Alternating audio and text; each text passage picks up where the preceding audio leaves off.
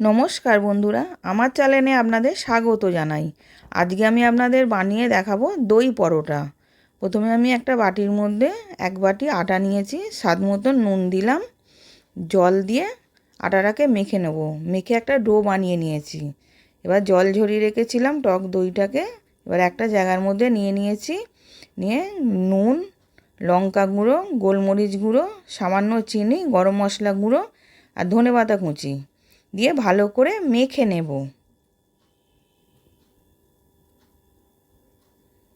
এবার ভালো করে মাখা হয়ে গেছে।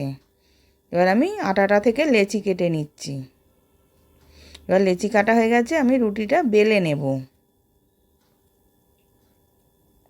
এবার রুটিটা বেলা হয়ে গেছে, আমি সাইডে একটু জল মাখিয়ে নিচ্ছি। এবার জল মাখানো হয়ে গেছে, এবার আমি দইটাকে রুটিটার মধ্যে দিয়ে দিলাম। দিয়ে ভালো করে একটা সাইডে দিয়ে দিয়েছি।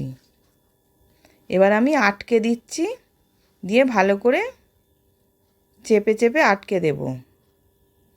এবার আমি কড়ার মধ্যে তেল গরম করতে দিয়েছিলাম, তেলটা গরম হয়ে গেছে। এবার আমি পরোটাটা ভেজে নেব। এবার দই পরোটাটা আমি উল্টে উল্টে ভালো করে ভেজে নিচ্ছি লাল লাল করে।